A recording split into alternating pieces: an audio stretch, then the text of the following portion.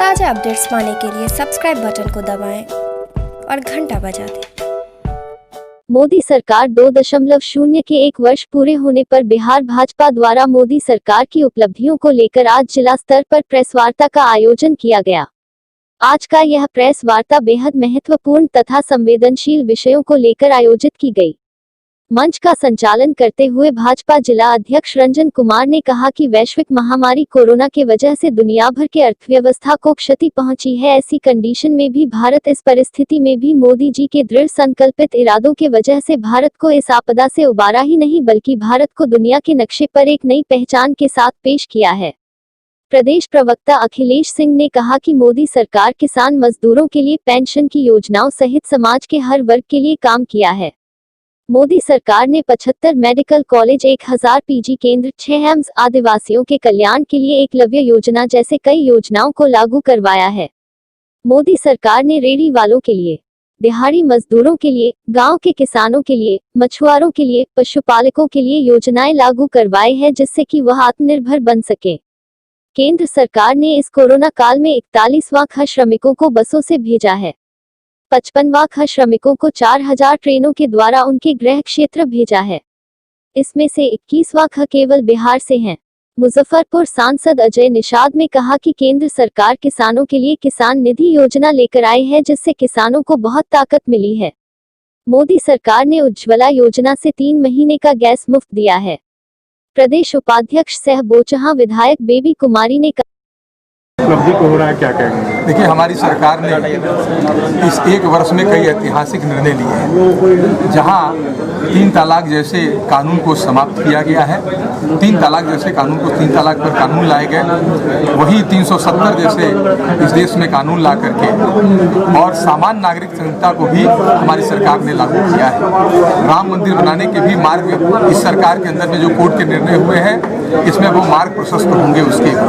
और उतना ही नहीं, हमारी सरकार अभी इस कोरोना जैसे महामारी में जहां दुनिया आर्थिक संकट से गुजर रहा है, वहीं आत्मनिर्भर भारत बनाने का संकल्प लिया है और इसके लिए 20 लाख करोड़ रुपए की पैकेज हमारे प्रधानमंत्री ने दिया है। और यह पैकेज समाज के सभी वर्गों के लिए है, खासकर कमजोर वर्गों के लिए है, खासकर छोटे उद्योग धंधा करने वाले लोगों के लिए है। और इससे देश का बड़ा भविष्य का निर्माण होगा, एक मजबूत भारत का निर्माण होगा। बिहारियों को बिहार में क्या रोजगार मिल पाएगा? बिल्कुल, बिहार के अंदर में भी जो हमारे बाहर से प्रवासी मजदूर आए हैं, हमारी बिहार की सरकार हर संभव प्रयास कर रही है कि उनके हाथों में काम दिया जाए, उनके परिवार में वही खुशहाली लौटाई जाए। बाहर जिस प्रकार से वो खुश थे, यहाँ अपने घर में भी आकर के उसी प्रकार से खुश। योजना बना रही है क्या प्रवासियों को रोजगार देने के लिए? बिल्कुल, बड़े पैमाने पर यहाँ रोजगार मिलेगा। कोई भूखा नहीं रहेगा, कोई हाथ बिना काम के नहीं रहेगा। एक सवाल और है, मिथिलांचल में बहुत बड़े स्तर पे चीनी मिल बंद है। मिथिलांचल के अंदर में आपने देखा है कि मखाना जैसे क्लस्टर बना करके मखाना का एक बड़े उद्योग का, लघु उद्योग का, एक बड़े उद्योग का सरकार हमारी ध्यान दी है और उसमें बड़े उद्योग मखाना के भी बढ़ेंगे। और जो चीनी मिलें बंद है, सरकार हमारी उसके लिए भी प्रयास में है, हमारी सरकार उसके लिए प्रयास करेगी। लेकिन खासकर लघु उद्योग, सूक्ष्म उद्योग जो है, उनको बढ़ावा लगे ताकि आत्मनिर्भर गाँव हमारा आत्मनिर्भर हो, किसान हमारा आत्मनिर्भर हो, मजदूर हमारा आत्मनिर्भर हो, छोटे छोटे उद्योग करने वाले लोग हमारे आत्मनिर्भर हो। इसके लिए हमारी सरकार विशेष प्रयास कर रही है। प्रेस वार्ता जो हुआ है, इसका पूरा मूल क्या था? देखिए,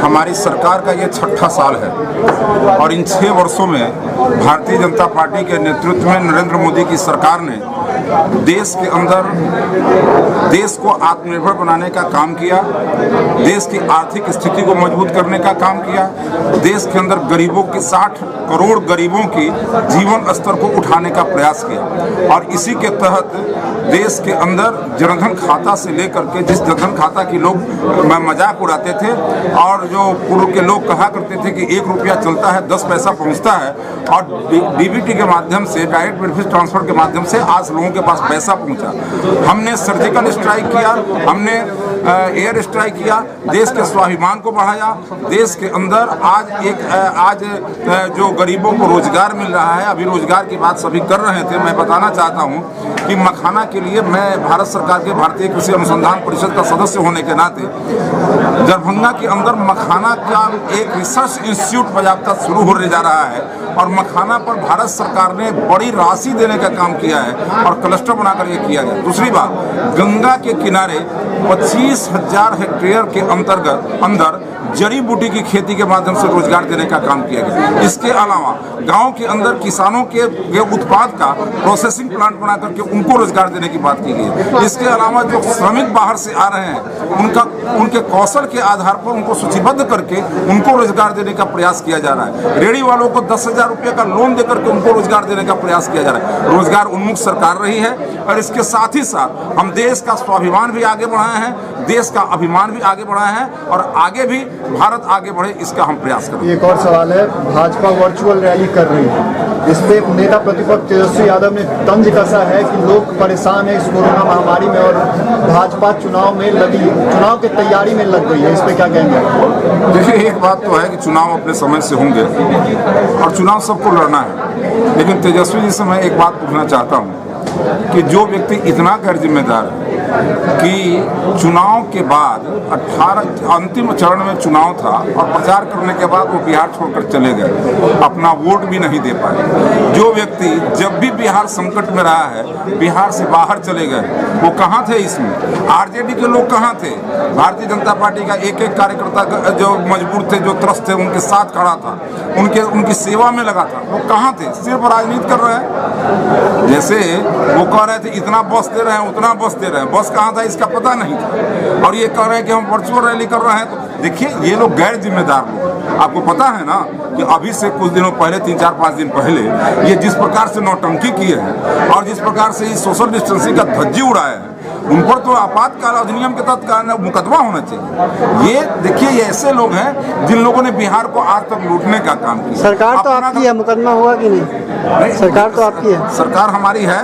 और इसके अलावा भाई एक बात समझिए, आपने अभी चुनाव का बात किया, ये तो अब जो ये परिस्थिति का निर्माण किए हैं, हम तो कह रहे हैं कि अब जनता की अदालत में ही इन पर मुकदमा होगा, वहीं से हम इसका निर्णय भी करेंगे। लेकिन हमने छोड़ दिया है जनता के लिए। लेकिन जिस प्रकार से ये गैर जिम्मेदाराना हरकत करते हैं बार बार, मैं अब उनसे कहना चाहता हूँ कि ये क्या बात है, वर्चुअल रैली हम कर रहे हैं तो इसमें तो हम पूरे लॉकडाउन के अंतर्गत एक एक कार्यकर्ता हमारा, एक एक समर्थक ये क्या कहते हैं डिजिटल के माध्यम से और एक दूसरे से जुड़ा हुआ था। आप तो अपने समर्थकों और कार्यकर्ताओं का हालचाल नहीं पूछ रहे थे। हम डिजिटल सुविधा के माध्यम से हम जो वर्चुअल रैली करने जा रहे हैं। आपको क्या समस्या है इससे? और उनकी रैली करने जा रहे हैं जो लोग इस जनता के सुख दुख के साथ खड़े थे, और इसलिए इसकी चिंता उनको छोड़ देना चाहिए। अभी आपने आपातकाल अधिनियम के विषय पर एक चर्चा कर दी है, आपातकाल इसको मानते हैं क्या आप? देखिए, आपातकाल अधिनियम नहीं, उसको आपदा अधिनियम कहना था, आपातकाल कहा गया। आपदा अधिनियम जो होता है वो एक और सवाल है, क्या 2020 विधानसभा चुनाव के बाद भाजपा का मुख्यमंत्री बनेगा बिहार में? मुख्यमंत्री तय है।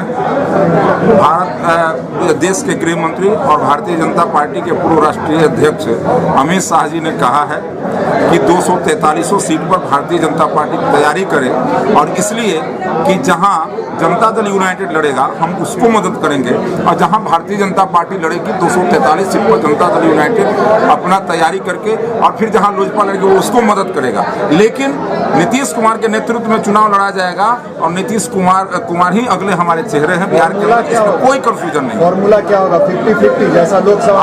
अभी कोई फॉर्मूला नहीं तय है, और इसलिए नहीं तय है कि ये समय आने पर हम तय करेंगे। लेकिन अभी हमारी सरकार चल रही है, बिहार के अंदर एनडीए की सरकार है, देश के अंदर एनडीए में नीतीश कुमार जी शामिल हैं, और हमें कोई कंफ्यूजन नहीं है। हम आराम से सरकार चला रहे हैं। हम बैठ करके हम सरकार जिस तरह से दिल्ली में चला रहे हैं बिहार में चला लेंगे, इसमें कोई चिंता नहीं।